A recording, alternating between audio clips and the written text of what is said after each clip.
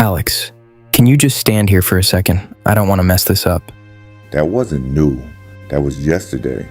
And the problem was, it didn't stay there. The shift didn't fall apart. Orders still went out. Customers still left. Nothing obvious broke. But something changed. Not mistakes, not conflict. Hesitation. The email Denise sent that night didn't accuse Alex of anything. That's what made it harder to ignore. Heard a few things. Nothing major. Just want to understand how your team's adjusting. Not discipline, not a warning. Just the kind of message that makes you replay every shift in your head on the drive home. Alex, internal.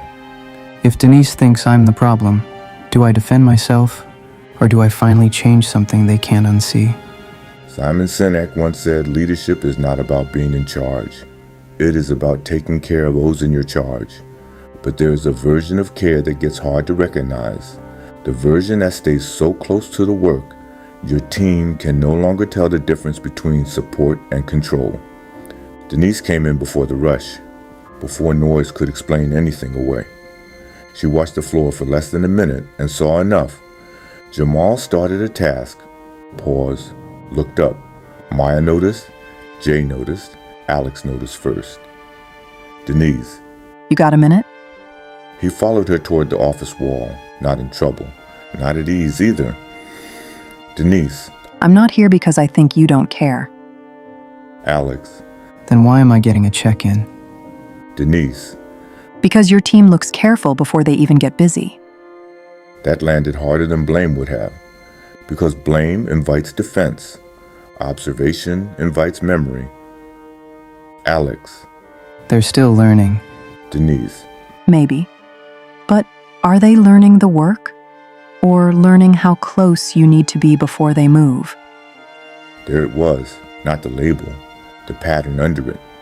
The rush started in pieces, not enough to bury the truth, just enough to expose it. A ticket came in, Jamal started the bill, got halfway. Alex leaned in. Alex. Set that there first. Half a step, a small correction, normal enough to defend, but heavy enough to change the room. Jamal froze in that now familiar space between doing the job and waiting to hear whether he was already doing it wrong. Maya.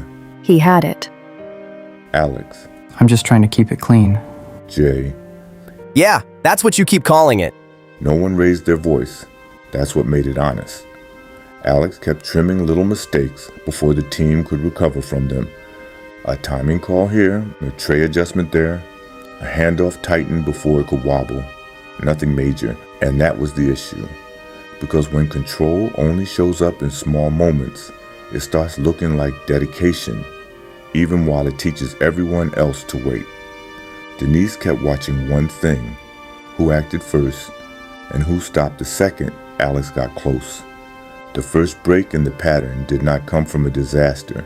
It came from something ordinary, a small ticket problem, the kind a growing team should be able to recover from. Jamal saw it. Maya saw it. Alex moved first. Denise. Hold on. Quiet, firm, enough to stop more than Alex. The customer waited. The team felt it. Alex felt every second stretch. Alex. If I don't fix it, it slows everything down. Denise. Maybe. Alex. Maybe. Or maybe they never speed up because you keep catching the fall before they feel the drop. Maya stepped in. Not smooth, not polished, but real. Maya. Jamal, switch that one out. I've got the front part. Jamal. Got it.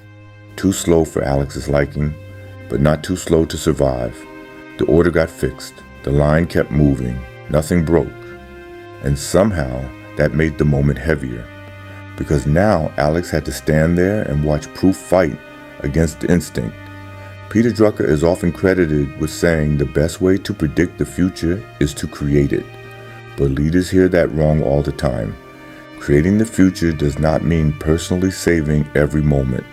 Sometimes it means letting today be less efficient, so tomorrow does not depend on you for every small recovery. Alex had been creating outcomes. He had not been creating capacity. Later, when the rush thinned out, Denise found him near the back sink, not cornering him, giving him room. Denise, I know you care.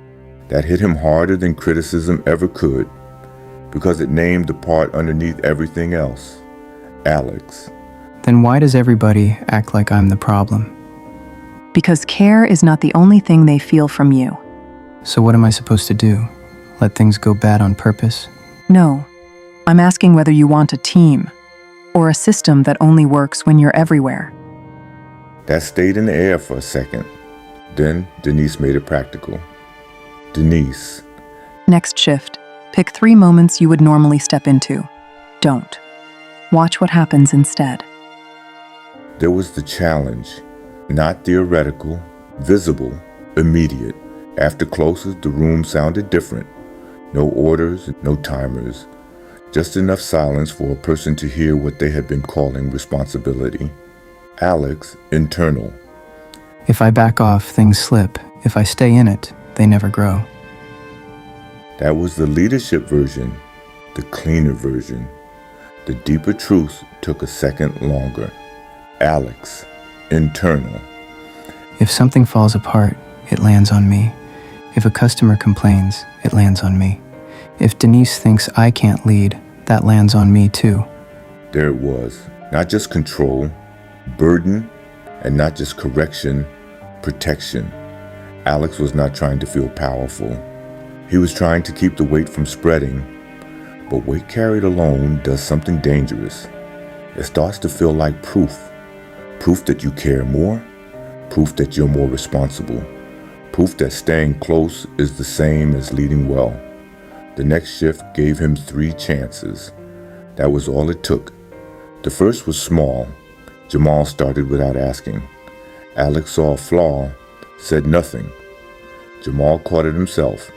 The second was slower. Maya adjusted a handoff before Alex got there. Not how he would have done it. Still good enough. The third one hurt. A customer waited longer than Alex liked because Jay had to correct something twice. And there it was, the real cost. Not collapse, discomfort. Imperfect growth in plain sight. The kind most controlling leaders call failure because they cannot stand watching learning take longer than rescue. Denise. You see it now? Alex. Yeah, Say it. I thought I was protecting the standard, Denise waited. Alex. but I wasn't building one. That was the turn, not perfection. Recognition.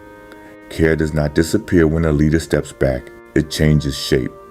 And sometimes that new shape feels worse before it feels right.